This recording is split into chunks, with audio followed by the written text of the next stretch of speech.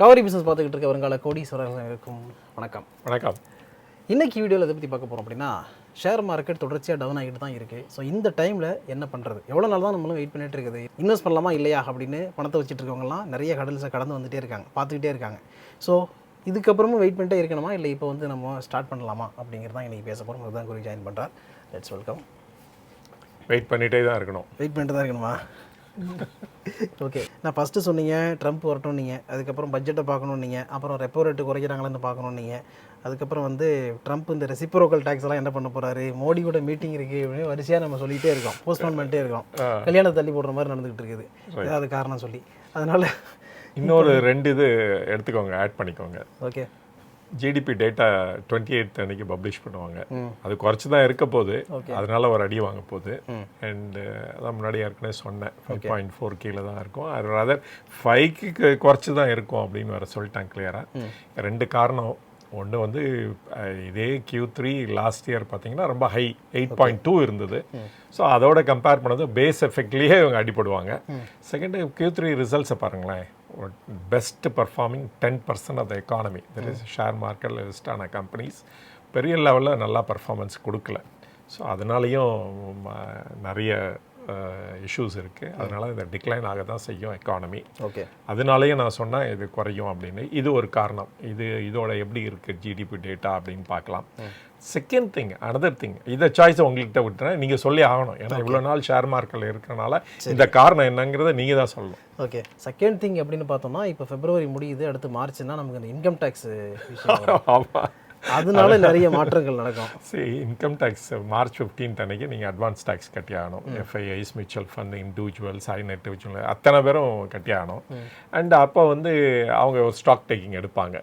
So இப்போ ஏதாவது tax harvesting பண்ணலாமா, இப்போ வந்து ஒரு இது பண்ணலாமா, சேல் பண்ணி ஏதாவது புக் பண்ண முடியுமா, இல்லாட்டா அந்த மாதிரி பிளானிங்லாம் பண்ணுற டைம் ஆச்சு. வேறு மார்க்கெட் வேறு டவுனாக இருக்குது. ஸோ அதனால் இன்னும் ஜாஸ்தி இதை ஃபோக்கஸ் பண்ணி விற்க தான் செய்வாங்க நிறைய பேர் வாங்குறதோட. ஸோ அதனாலையும் டவுன் ஆகிறதுக்கு சான்சஸ் இருக்குது. ஸோ மார்ச் 15 அப்புறமேல தான் நம்ம எதுவுமே சொல்ல முடியும் அப்படின்னு எடுத்துக்கலாம். இன்றைக்கி அப்படின்னா மார்ச் 15 வரைக்கும் நமக்கு ஒரு பெரிய ஆப்பர்ச்சுனிட்டி வெயிட் பண்ணிகிட்டு இருக்குன்னு எடுத்துக்கலாம். எஸ், அதாவது நமக்கு வந்து எப்போ வந்து கஷ்டம் வருதோ ஷேர் மார்க்கெட்டில் அந்த டைமில் வந்து இன்னும் ஜாஸ்தி டிவோட் பண்ணோம். ஓகே, நம்ம என்னென்னலாம் மிஸ்டேக் பண்ணோம், அந்த மிஸ்டேக்ஸை கவர் பண்ணுறதுக்கு என்னென்னலாம் பண்ணணும் அப்படிங்கிறத டைமில் டிவோட் பண்ணுற டைம் இது ஆக்சுவலாக. அண்டு ஸோ அப்படி பார்த்தோம்னா நிறைய ஸ்டாக்ஸ் வந்து available at a very cheap ரேட்டில் இருக்குது. ஸோ இப்போ எஃப்ஐஎஸ் எடுத்துகிட்டு வாங்க, அவங்க விற்றுட்ருக்காங்க அப்படின்னா நெட் சேல் தான் நெகட்டிவாக இருக்குது. அதனால் சில இதை வாங்கிட்டு இருக்காங்க, சில இதை விற்றுட்ருக்காங்க. ஓகே, ஸோ அதே மாதிரி தான் எல்லாருமே பண்ணிகிட்ருக்காங்க. ஸோ எஸ்பெஷலி இப்போ டொமஸ்டிக் இன்ஸ்டிடியூஷனல் இன்வெஸ்டர்ஸும் அப்படி தான் பண்ணுறாங்க. ஸோ அதனால் அதெல்லாம் பார்க்குற டைமு. ஸோ அவங்க என்னென்ன ஷேரை வாங்குகிறாங்க, ஏன் அதை வாங்குகிறாங்க, இப்போ நம்ம என்னென்ன மிஸ்டேக்ஸ் பண்ணோம், அது ஏன் பண்ணணும், அதை எப்படி அதை ஓவர் கம் பண்ணுறது அப்படிங்கிற ஸ்டடி பண்ணுற டைம் தான் இந்த டைம் அப்படின்னு எடுத்துக்கலாம் நம்ம. ஓகே, தொடர்ச்சியாக எஃப்ஐஸோடைய செல்லிங்கை நம்ம பார்த்துக்கிட்டு இருந்தோம், அதே மாதிரி நடக்குதுங்கிற செய்திகள்லாம் வந்துகிட்டு இருந்துச்சு. ஆனால் இப்போ வந்து இன்வெஸ்ட் பண்ண ஆரம்பிச்சிருக்காங்க. இப்போ யதார்த் ஹாஸ்பிட்டலில் ஒரு பெரிய ஸ்டேக் எடுத்திருக்காங்க. அதுக்கப்புறம் 360 வாம்ங்கிற கம்பெனியில் நிறைய ஷேர் வாங்கியிருக்கிறாங்க. லீட் டிராவல்ஸ் டெக்னாலஜி கம்பெனிலையும் இன்வெஸ்ட் பண்ணியிருக்காங்க. நால்கோவில் இன்வெஸ்ட் பண்ணியிருக்கதா செய்திகள் வந்துச்சு. ஸோ இந்த மாதிரி அவங்க திருப்பி இன்வெஸ்ட் பண்ண ஆரம்பிச்சிருக்காங்க. இதை எப்படி பார்க்குறீங்க? அதான் இந்த நெட்டு தான் பார்க்கணும். நெட்டு தான் நெகட்டிவாக இருக்குது. அவங்க எடுத்துகிட்டு போகிற பணம் தான் ஜாஸ்தியாக இருக்குது தென் இன்வெஸ்ட் பண்ணுறதோட. அதனால் அது சம்திங் அவங்க இன்வெஸ்ட் பண்ணுறாங்க, சம்திங் செல் பண்ணிகிட்ருக்காங்க. ஓகே, சரி, எஸ்பெஷலி ஷேர் மார்க்கெட் ரிலேட்டட் ஸ்டாக்ஸாக இருக்கட்டும், இல்லாட்ட அந்த வெல்த் மேனேஜ்மெண்ட் ஸ்டாக்ஸாக இருக்கட்டும், அதெல்லாம் வந்து ரொம்ப குறைச்சிருக்கு ப்ரைஸில். சரி, ஈவன் ஃபார்மா கம்பெனிஸு கூட பார்த்தீங்கன்னா அதுலேயும் நிறைய ஷேர் வந்து கரெக்ட் ஆகிட்டுருக்கு நிறைய. அண்டு ஃபஸ்ட்டு அவங்களுடைய சம் Q3யில் இருக்க செட்பேக்னாலையும் இல்லாட்டா அதர் ரீசன்னாலையும் அது குறைஞ்சிருக்கு. ஸோ இந்த மாதிரி ஸ்டாக்ஸ்லாம் நம்ம பார்க்க ஆரம்பிக்கலாம். ஸோ தட் ஒரு ஆப்பர்ச்சுனிட்டி கிடைக்கும்போது அதில் வந்து இன்வெஸ்ட் பண்ண ஆரம்பிக்கலாம். நம்ம வந்து ஷேர் மார்க்கெட்டில் எப்படியும் வந்து எப்பொழுதும் எது டாப்புன்னு நம்மளால் சொல்ல முடியாது, அதே மாதிரி எது பாட்டம்ங்கிறதுனாலையும் நம்மளால் சொல்ல முடியாது. ஸோ அதனால் வந்து ஒரு ஒரு கெஸ் ஒர்க்கு தான் பண்ண முடியும். நம்ம இதுதான் பாட்டம் அப்படிங்கிற கெஸ் ஒர்க் தான் பண்ண முடியும். இதுதான் டாப்புங்கிற ஒரு உங்களுடைய எக்ஸ்பீரியன்ஸ் வந்து சொல்லலாம் ஒழிய, பட் கரெக்டாக நம்ம சொல்லிடவே முடியாது எப்பொழுதுமே. அதனால் இந்த நல்ல ஆப்பர்ச்சுனிட்டி கிடைக்குதா அப்படிங்கிறது க்ளோஸாக எக்ஸாமின் பண்ணிகிட்டே இருக்கிறது ரொம்ப அத்தியாவசியமான தேவை இப்போ. ஓகே, அடுத்து ட்ரம்ப்புடைய இந்த ரெசிப்ரோக்கல் டாரிஃப் அது ரொம்ப உறுதியாக சொல்லியிருக்காரு, இறுதியாகவும் சொல்லியிருக்காருன்னு சொல்லலாம். அந்த மாதிரி இருக்குது. இப்போது இதில் நடந்திருக்க மூவ் என்னென்னு பார்த்தீங்கன்னா, இந்த பார்பன் விஸ்கிக்கு இந்தியா போடுற டேக்ஸு 150% டேக்ஸை 100% குறைக்கிறோம் அப்படின்னு சொல்லியிருக்கிறாங்க. இந்தியன் குட்ஸ் எல்லாத்துக்குமே அதிகமான டியூட்டி இம்போஸ் பண்ணும்பொழுது இந்தியாவில் இந்த மாதிரியான பாதிப்புகள் ஏற்படும்னு நினைக்கிறீங்க? எந்தெந்த செக்டாருக்கு இது வந்து பாதிப்பாக இருக்கும்? முக்கியமாக இந்த திலக் நகர் மாதிரியான இண்டஸ்ட்ரீஸ் எல்லாம் இதனால் பாதிக்கப்படுமா இப்போ இந்த விஸ்கிக்கு போடுற டேக்ஸ்னால? ரைட். அதாவது நம்ம ஏன் இந்த மாதிரி டேக்ஸ் போடுறோம் அப்படின்னா, ரீசன் என்ன சொல்லுவாங்க அப்படின்னா, இதெல்லாம் சின் குட்ஸ் அப்படிங்குவாங்க. டொபாக்கோவா அது சின் குட்ஸ், அப்போ பேனே பண்ணிவிடுங்க. ஓகே, அதை ப்ரொடியூஸே பண்ண வேணாம். ஏன்னா அது வந்து சின் குட்ஸுங்கிறப்ப ஏன் அதை அந்த இது இருக்கணும். அதே மாதிரி ஆல்கஹால் அப்படின்னா அது கெடுதல் அப்படின்னா பேனே பண்ணிவிடுங்க. ஓகே, அந்த இண்டஸ்ட்ரியே வேண்டியதில்லை. நல்லதே போடும், எல்லா மக்களும் நல்லவங்களாகவே இருந்துட்டு போட்டோம். எதுக்கு வந்து கெட்டவங்க கொஞ்சம் நல்லவங்க கொஞ்சம்னு இருக்கிறதுக்கு. இந்த மாதிரி சின் குட்ஸு அப்படின்னு சொல்கிறதுனால இந்த இண்டஸ்ட்ரிக்கு வந்து மேபி ஒரு பப்ளிக்கு ஒரு இது கிரியேட் பண்ணலாம் ஒழிய, பட் ஆனால் எக்கனாமிக்லி பார்த்தோம்னா இது எந்த விதத்திலும் ஹெல்ப்ஃபுல்லாக இருக்க போகிறதில்ல. ஓகே, இப்போ ஆட்டோமொபைல் இண்டஸ்ட்ரியை எடுத்துக்கோங்களேன். நம்ம வந்து இப்போ டெஸ்லாவும் ஸ்டார் லிங்க்கும் வர்றது ரொம்ப உறுதின்னு சொல்லலாம். நம்ம அவங்களுக்கு இப்போதைக்கு பார்த்திங்கன்னா வெரி ஹை டாக்ஸஸ் இருக்குது. அதனால் அவங்க வந்து இந்தியாவில் வந்து செல் பண்ண விரும்பலை. அதனால் யாரும் வாங்கவும் போகிறதில்ல. பர்சன்டேஜ் ஆஃப் சேல்ஸ் வந்து ரொம்ப லோவாக தான் இருக்க போகுது. அண்டு இதனாலேயே அந்த காரும் வரப்போகிறதில்ல. பட் ஆனால் எதுக்கு இந்த ப்ரொடெக்ஷன்? இப்போ வந்து மெர்சடிஸ் பென்ஸோ, பிஎம்டபிள்யூ இல்லாட்டா ஆடி இல்லாட்டா அந்த மாதிரி ரோல்ஸ் ராய்ஸ் இதுக்கெலாம் ரொம்ப ஹை லெவல் ஆஃப் டாக்ஸஸ் இருக்குது. அண்டு அவங்களுக்கு வந்து ஹை டாக்ஸஸ் ஏன் இம்போர்ட் பண்ணுறீங்க, ஏன் இம்போஸ் பண்ணுறீங்க அப்படின்னு பார்த்தோம்னா, இதெல்லாம் வந்து treated as a luxury item, நமக்கு வந்து இந்த கார்ஸ்லாம் வேண்டியதில்லை அப்படின்னு சொல்லி இந்த டேக்ஸ்லாம் இம்போஸ் பண்ணியிருக்கீங்க. இது வந்து ஒரு விதத்தில் நம்ம அக்செப்ட் பண்ணிக்கிட்டாலும், பட் ஆனால் இந்த ப்ரொடெக்ஷன் வந்து யாருக்காக கொடுக்குறீங்க அப்படிங்கிறதும் பார்க்கணும் நம்ம. இப்போ டொமஸ்டிக் பிளேயர்ஸுக்காக கொடுக்குறீங்கன்னு ஒன்று எடுத்துக்கிட்டால் கூட, யார் அந்த டொமஸ்டிக் பிளேயர்ஸ்லாம் யார்? எக்ஸப்ட் மஹேந்திரா அண்ட் டாட்டாவை தவிர மித்த யாருமே இந்தியாவில் க்ரோன் இது கம்பெனியே கிடையாது. எடுத்துக்கோங்க, சுசுகி எடுத்துக்கோங்க, டொயோட்டா, ஹோண்டா, கியா, இல்லாட்டா பிஒய்டி, இல்லாட்டா அதர் கம்பெனிஸ், எம்ஜி, இல்லாட்டா வோல்வோ, இது அத்தனையுமே இந்தியன் கம்பெனியே கிடையாது. இந்த கம்பெனிக்காக தான் நம்ம வந்து இவ்வளோ ஹை டாக்ஸஸ் போடுறோம் அப்படின்னு தான் எடுத்துக்கணும் நம்ம. இந்த கம்பெனிலாம் என்ன பண்ணுறாங்க இன் ரிட்டர்ன்? நீங்கள் ஜாப் கிரியேட் பண்ணுறாங்கன்னு நம்ம வந்து அந்த வார்த்தை வைக்கவே முடியாது. ஆக்சுவலாக நீங்கள் வந்து இந்தியாவில் இருக்க பாப்புலேஷன்னாலையும் அவங்களுடைய ஃப்யூச்சர் பொட்டென்ஷியல்னாலையும் தான் இவங்களாம் வந்து இங்கே பிஸ்னஸ் பண்ணுறாங்க. ஆக்சுவலாக நமக்கு ஆல்வேஸ் அ பெஸ்ட் ப்ராடக்ட் தான் வேணும். அது ஹோம் க்ரோன் இதாகவும் இருக்கணும். இந்த மாதிரி டேரிஃப் பேரியர் வந்து போட்டு ஆர்டிஃபிஷியலாக நீங்கள் ப்ரொடெக்ட் பண்ணுறதுனால ஒரு 5 வருஷம் போடலாம், 10 வருஷம் போடலாம், 40 வருஷமாக இந்த மாதிரி டாரிஃப் தான் இருக்குது. எனக்கு தெரிஞ்சு 1980s இந்த மாதிரி தான் டாரிஃப் இருக்குது.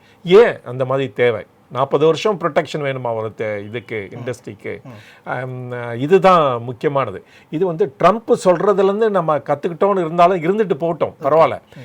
நம்ம வந்து அட்லீஸ்ட் நம்ம இன்வர்டாக பார்த்து நம்ம கரெக்ட் பண்ணுற தருணம் வந்துருச்சுன்னு தான் சொல்லணும். நம்ம இப்போ வந்து நம்ம ஒரு டீப்பாக அனலைஸ் பண்ணி நம்ம வந்து இண்டஸ்ட்ரிக்கு கொடுத்த ப்ரொடெக்ஷன் போதும். நம்ம வந்து ஹோம் க்ரோன் பீப்புளுக்கும் சரி, இல்லாட்டா அதர் ஃபாரின் கம்பெனிஸ் இந்தியாவில் இருக்கவங்களுக்கு சரி, நம்ம வந்து இந்த டாரிஃப் பேரியர்ஸை எடுக்கிறது தான் பெட்டர் அப்படின்னு நினைக்கிறேன். நமக்கு பெஸ்ட்டு ப்ராடக்ட் வேணும், அதே சமயத்தில் நம்மளோட இண்டஸ்ட்ரியும் க்ரோ ஆகணும். அண்ட் மஹேந்திரா அண்ட் டாட்டா மோட்டார்ஸ்க்கு இந்த 40 வருஷத்துக்கு கொடுத்த ப்ரொடெக்ஷன் போதும் தான் எடுத்துக்கணும் நம்ம. அண்ட் ஆட்டோமொபைல் இண்டஸ்ட்ரியை வச்சு தான் நீங்கள் கண்ட்ரியோட தலையெழுத்தையே மாற்ற முடியும் அப்படின்னு சொல்லுவேன். அதனால் நாட் ஒன்லி இம்போர்ட் டாரிஃபை குறைக்கணும், பட் ஈவன் டொமஸ்டிக் டாரிஃபையும் வந்து வெகுவாக குறைச்சி அதுக்கு அனௌன்ஸ்மெண்ட் வந்துச்சு அப்படின்னா அதுதான் கேம் சேஞ்சர் அப்படின்னு சொல்லுவோம். எப்படி 1 lakh crores நீங்கள் வந்து இன்கம் டேக்ஸ் பெனிஃபிட் கொடுத்தீங்களோ அதே மாதிரி இந்த டாரிஃப் இதுலேருந்து விடுபட்டாங்கன்னா கூட இந்த ஆட்டோமொபைல் இண்டஸ்ட்ரி வந்து வெகுவாக க்ரோ ஆகும். அதுதான் that's a way to make India really developed country அப்படின்னு நான் சொல்லுவேன் நான். ஓகே சார், இப்போ 2 ஸ்கீம் இருக்குது சார். மோடி வந்து அமெரிக்கா போனதுக்கப்புறம் புதுசாக இன்னொரு ஸ்கீம் வந்திருக்கு. அதாவது ட்ரம்ப் ஏற்கனவே என்ன சொல்லிட்டு இருந்தாரு, மேக் அமெரிக்கா கிரேட் அகைன் அப்படின்னாரு. இவர் போயிட்டு மேக் இந்தியா கிரேட் அகைன் அப்படின்னு சொல்லிட்டு வந்திருக்காரு. இப்போ 2 ப்ராஜெக்ட்டும் சேர்ந்து மெகா ப்ராஜெக்டாக உருவாகுது அப்படின்லாம் சொல்கிறாங்க. என்ன பண்ணுவாங்க அவர்? மேக் அமெரிக்கா கிரேட் அகைன்னு சொல்லிட்டு நான் யாரெல்லாம் எனக்கு டேக்ஸ் போடுறீங்களோ அதிகமான டேக்ஸ் அவங்களுக்கு போடுவேன் அப்படின்ட்டு இருக்காரு. பெருசாக வேறு ஒன்றும் நடக்கலாங்க. ப்ளஸ் ஒரு ஃபெடரலில் இருக்கக்கூடிய 95,000 ஜாபை கட் பண்ண போகிறேன் அப்படின்ட்டு இருக்காரு. வேலையை விட்டு தூக்குறேன்னு இருக்காரு. இந்தியாவில் என்ன நடக்கும் இதுக்கு? சரி, மேக் இந்தியா கிரேட் சிம்பிளுங்க. அந்த ஆட்டோமொபைல் இண்டஸ்ட்ரிக்கு டேக்ஸை வெகுவாக குறைங்க. ஓகே. அண்ட் இந்த ப்ரொடெக்ஷன்லாம் இது வரைக்கும் கொடுத்தது வந்து ஃபாரினர்ஸுக்கு தான் மெயினாக பெனிஃபிஷரி. இந்தியன் கம்பெனிஸ் ஒன்றும் பெரிய பெனிஃபிஷரி இல்லை. ஒன்று மட்டும் நினச்சி பாருங்கள், என்ன ஜாப்பனீஸ் கவர்மெண்ட்டு இந்தியாவுக்கு பண்ணியிருக்குன்னு மட்டும் எக்ஸாமின் பண்ணுங்கள். ஓகே. அவங்க வந்து புல்லட் ட்ரெயின் டெக்னாலஜி கூட ப்ராப்பராக ட்ரான்ஸ்ஃபர் பண்ணலை இந்தியாவுக்கு. தோ எவ்வளோ அமௌண்ட் இதுக்காக நம்ம இது வரைக்கும் ஸ்பெண்ட் பண்ணியிருக்கோம். தெர் இஸ் நிறைய டிஸ்பியூட் போயிட்டுருக்கு அப்படின்னு தான் நம்ம நியூஸ் பேப்பர்லேருந்து நம்ம கேதர் பண்ணுற இன்ஃபர்மேஷன். அதனால் வந்து ஒரு நெருப்பு இல்லாமல் புகையாதுன்னு தான் சொல்லலாம் நம்ம. அதனால பெனிஃபிட் வந்து ஜாப்பனீஸ் கவர்மெண்ட்டில் வந்து நமக்கு ஃபினாமினலாம் ஒன்றும் வரல. ஸோ இவங்களுக்கு நமக்கு ப்ரொடெக்ஷன் தேவை இல்லை. அதனால் வந்து நீங்கள் டேரிஃபை குறைங்க. டெஸ்லாவோட காம்படிஷனால் நம்மளுடைய எலக்ட்ரிக் வெஹிக்கிளும் ஒரு ஃபேர்ம் ஃபுட்டிங்கில் இந்தியாவில் க்ரோ ஆகிறதுக்கு சான்சஸ் இருக்குது. ஓகே. அண்டு அதே சமயத்தில் ஆட்டோமொபைல் இண்டஸ்ட்ரியும் மித்த இதுவும் க்ரோ ஆகும் டெஃபினட்டாக. ஏன் வந்து டாடா மோட்டார்ஸ் வந்து ஏன் போய் இங்கிலாண்டில் போய் அவர் ஜாகுவாரை வாங்கினார்? காரணம் என்ன? இந்தியாவில் வந்து ஆப்பர்ச்சுனிட்டி இல்லை, இந்தியாவில் வந்து க்ரோத் பொட்டென்ஷியல் இல்லை இந்த ஆட்டோமொபைல் செக்டாரில். அதே மாதிரி தான் கோரஸையும் போய் வாங்கினாங்க. ஏன் அங்கே போய் வாங்கினாங்க? இந்தியாவில் வந்து ஸ்டீல் இண்டஸ்ட்ரியை எக்ஸ்பேண்டே பண்ண முடியாது. அந்த லெவலுக்கு வந்து ரெகுலேட்டரி ஹடல்ஸோ and other issues, land acquisition and other issues இருந்தனால தான் இந்தியா விட்டு போனாங்க. 2003, 4 அந்த 8 வரைக்கும் போய் இது பண்ணாங்க. அதனால இந்த காரணம் வந்து ரொம்ப இம்பார்ட்டன்ட் ரீசன். இதை மனசில் வச்சுக்கிட்டு இந்த டாரிஃபை உடச்செறிங்க. அதே மாதிரி எந்தெந்த இதை செக்டார் வந்து ஜிஎஸ்டியில் இல்லையோ அதையும் உள்ள கொண்டாடுறதுனால நம்மளுடைய காஸ்ட் ஆஃப் இது வந்து ப்ரொடக்ஷன் வந்து வெகுவாக குறையும். அது குறைகிறப்ப ஆட்டோமேட்டிக்காக இந்தியா வந்து க்ரோ ஆகும் and India will be great again அப்படின்னு தான் எடுத்துக்கணும் நம்ம. இப்போ ஃபார் எக்ஸாம்பிள் பவர் செக்டார் வந்து it's an essential sector, but still not part of a GST. பாருங்கள், ஜிஎஸ்டியில் இருக்க வேண்டிய ஐட்டம் கூட அதில் இல்லை. அப்போ வந்து ஜிஎஸ்டி எதுக்காக? கன்சியூமர் டூரபிள் குட்ஸும் கன்சியூமர் ஐட்டம் தான் ஜிஎஸ்டியில் இருக்கணுமா? அதான் சிம்பிள் கொஸ்டின். ஏன் வந்து பவர் வந்து எசென்ஷியல் ஐட்டம், இந்த அத்தனை இண்டஸ்ட்ரியும் நல்லா பர்ஃபார்ம் பண்ணுறதுக்கு வந்து ஜிஎஸ்டியில் வந்து அதை இன்க்ளூட் பண்ணி ஆகணும். அந்த மாதிரி இன்க்ளூட் பண்ணும்போது இந்த ஐடியா பாருங்கள், மேக் இந்தியா கிரேட் வந்து நடக்கும், 10 வருஷத்துலேயே நடக்கும். இப்போ ஆக்ஷன் எடுத்திங்கன்னா கூட அந்த 10 வருஷத்தில் அது ஃபுல்ஃபில் ஆகிறதுக்கு கிரேட் சான்சஸ் இருக்குது அப்படின்னு சொல்லுவேன் நான். ஓகே சார், இப்போ மேக் இந்தியா கிரேட் அகைன் அப்படின்னு வரும்பொழுது நம்ம வந்து ChatGPT பார்த்துட்டோம், அடுத்து டீப்சீக் அதுக்கு காம்படிட்டராக வந்துருச்சு, அதுலேருந்து இங்கே புதுசாக ஒன்று பண்ண போகிறோம் அப்படின்னு சொல்லிட்டு இருக்காங்க. இப்போ இதுக்கு கவர்மெண்ட்டுடைய சப்போர்ட் வந்து எந்த அளவுக்கு இருக்கும்னு நினைக்கிறீங்க? அண்ட் இருந்தால் நல்லாயிருக்கும்னு நினைக்கிறீங்க? டீப்சீக் மட்டும் வரலங்க, ஒவ்வொரு ஏரியாலையும் அவங்க வந்து ஏஐ இன்ட்ரடியூஸ் பண்ணுறாங்க அண்ட் ஏற்கனவே இன்ட்ரடியூஸும் பண்ணிட்டாங்க. ஓகே. அண்டு அதனால் வந்து அதாவது எந்த செக்டாரில் வந்து இதோட இம்பேக்ட் இருக்க போது நம்ம வந்து இப்போதைக்கு சொல்ல முடியாது. ஆனால் எல்லா செக்டார்லையும் ஏஐ அசிஸ்டடாக தான் இருக்க போகுது இனிமேல். அதனால் இதில் ஹியூஜ் இன்வெஸ்ட்மெண்ட்டு இன்சென்டிவ் வந்து எல்லா சாஃப்ட்வேர் கம்பெனிஸும் கொடுத்து அதுக்கு வந்து ஈவன் இன்கம் டேக்ஸ் பெனிஃபிட் அந்த மாதிரி நம்ம ஆஃபர் பண்ணோம்னா மேபி நம்மளும் ஒரு ஏஐ ப்ரொடியூஸ் பண்ண முடியும். அண்டு ஏஐ வச்சு தான் இனிமேல் இந்தியா கேன் க்ரோ அண்ட் அதுதான் வந்து it will make India great அப்படின்னு நான் ஃபீல் பண்ணுறேன். பிஎல்ஐ ஸ்கீம் இருக்கிற மாதிரி ஏஐயில் இருக்கக்கூடிய நிறுவனங்களுக்கும் ஒரு ஸ்கீம் கொண்டு வந்து இன்சென்டிவ் கொடுக்கணும்னு சொல்கிறீங்களா? ஆமாம், டேக்ஸ் ஃபேவர் அது மாதிரி கொடுத்தீங்கன்னா மேபி ஒரு சான்ஸ் இருக்குது. ரொம்ப குயிக்காக வந்து இந்த ஏஐ வர்றதுக்கும் சான்சஸ் இருக்குது. ஓகே. அண்ட் ப்ரொடக்டிவிட்டி இதனால இன்க்ரீஸ் ஆகும், பல மடங்கு இன்க்ரீஸ். அதுதான் இந்த ப்ரொடக்டிவிட்டி இன்க்ரீஸ் ஆகும்போது தான் உங்களுக்கு ப்ராஃபிட்டபிலிட்டி பார்க்க போகிறீங்க. ஓகே. அண்ட் க்ரோத்தும் பார்க்க போகிறீங்க. ஓகே, இதோட வீடியோ என்ன பண்ணிக்கிறோம். இவ்வளோ நேரம் பேசுனது எல்லாமே எஜுகேஷனல் பர்பஸுக்காகவும் இன்ஃபர்மேட்டிவ் பர்பஸ் மட்டும் தான். சஜஷனோ அட்வைஸோ கொடுக்குறதாக இல்லை. அதனால் மென்ஷன் பண்ணியிருக்க ஸ்டாக்ஸை வாங்கணும்னு நினச்சிங்கன்னா நல்லா தெரிஞ்ச செபி ரெஜிஸ்டர்ட் கேட்டுக்கிட்டு நீங்களும் ஓன் ரிசர்ச் பண்ணிட்டு அதுக்கப்புறம் வாங்க.